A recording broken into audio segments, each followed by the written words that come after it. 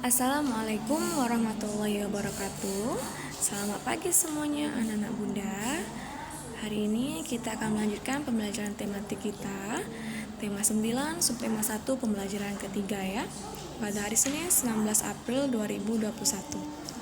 KD kita hari ini yaitu IPA dan Bahasa Indonesia ya, dimana kita akan belajar tentang sumber energi dan wawancara.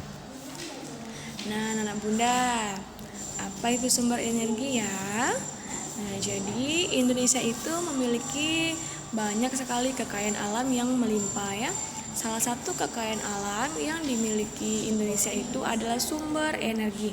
Nah, sekarang kita akan membahas apa itu sumber energi ya. Sumber energi itu anak-anak bunda adalah segala sesuatu di sekitar kita yang mampu menghasilkan energi. Jadi anak-anak bunda, semua yang dapat menghasilkan energi yang ada di sekitar kita itu dinamakan dengan sumber energi ya. Nah, banyak sekali anak-anak bunda macam-macam sumber energi yang menghasilkan berbagai macam energi. Contohnya seperti apa? Seperti matahari, air yang mengalir, listrik, panas bumi, batu bara, dan minyak bumi ya. Sumber energi itu anak-anak bunda dibagi menjadi dua ya. Ada sumber energi yang dapat diperbarui dan sumber energi yang tidak dapat diperbarui ya. Nah, yang pertama itu sumber energi yang dapat diperbarui. Apa itu sumber energi yang dapat diperbarui? Sumber energi ini anak-anak bunda tidak akan habis walaupun kita gunakan secara terus-menerus ya. Nah, artinya sumber energi ini anak-anak bunda dapat memperbarui diri atau diperbarui oleh manusia. Nah, contohnya seperti apa? Contohnya seperti matahari, air, angin, arus laut, dan panas bumi.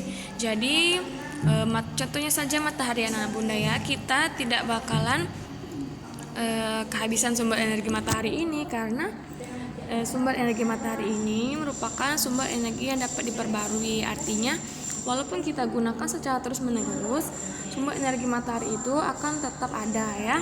Nah, begitupun juga dengan air, dengan angin, dengan arus laut, dan panas bumi. Nah, kalau yang kedua anak bunda itu adalah sumber energi yang tidak dapat diperbarui.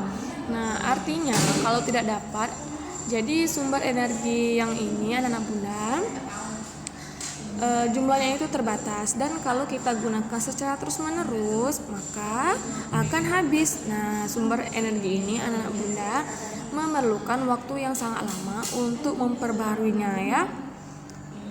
Jadi makanya kita harus melakukan penghematan anak-anak bunda ya, supaya sumber energi ini tidak cepat habis ya. Mengapa sumber energi ini tidak dapat diperbarui? Karena sumber energi ini anak-anak bunda dalam memperbaruinya membutuhkan waktu yang berjuta tahun ya, yang lama. Nah, contohnya seperti apa? Contohnya seperti batu bara, minyak bumi, dan gas alam ya. Nah, ini beberapa contoh dari sumber energi ya. Nah, ada matahari, ada gerak air yang mengalir ya, ada batu bara, ada minyak bumi anak bunda ya. Tadi sudah bunda contohkan ya. Nah, sekarang kita akan belajar tentang wawancara. Nah, pada semester lalu kita juga sudah pernah belajar tentang wawancara ya.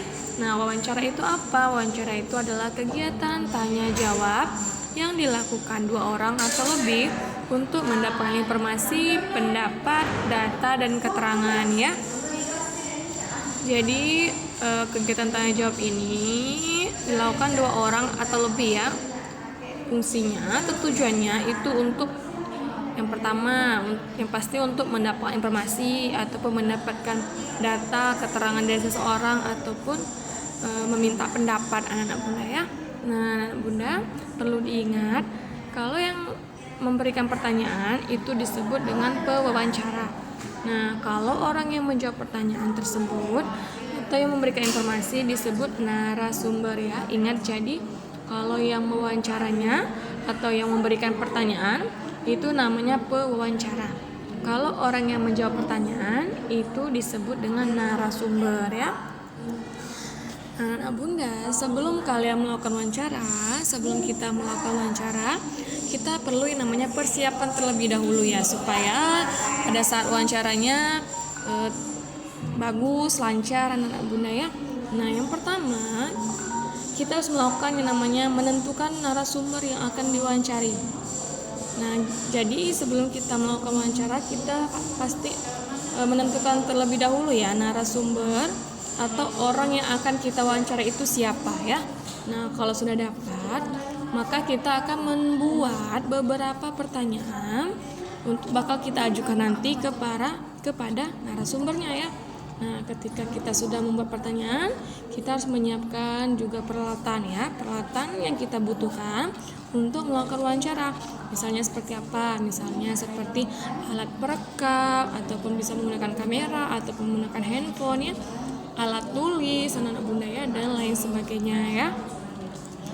Kemudian kita juga harus membuat janji dengan narasumber tersebut untuk menentukan waktu dan tempat wawancaranya ya. Jadi sebelum kita mau melakukan wawancara, kita harus melakukan perjanjian dulu. Kapan nih, di mana tempat wawancaranya atau kapan wawancaranya. Nah, itu yang dimaksudkan dengan membuat janji dengan narasumber untuk menentukan waktu dan tempat wawancara. Yang terakhir, kita lakukan wawancara. Ketika kita sudah membuat janji, kita lakukan wawancara ya. Nah, kita yang pertama itu kalian harus menguraikan terlebih dahulu tujuan kalian melakukan wawancara sebelum kalian mengajukan pertanyaan ya. Nah, kemudian ketika sudah memberikan tujuan kalian apa, kalian langsung saja memberikan pertanyaan kepada narasumber dengan bahasa yang sopan dan santun, anak bunda ya. Baiklah, mungkin ini saja yang dapat bunda sampaikan. Bunda mohon maaf apabila ada kesalahan. Kepada Allah bunda mohon ampun. Jangan lupa untuk selalu menjaga protokol kesehatan ya, dan selalu semangat walaupun kita masih belajar dari rumah ya. Nah, anak bunda semangat juga untuk puasanya ya. Bunda akhiri, wabillahi taufiq wal hidayah. Wassalamualaikum warahmatullahi wabarakatuh.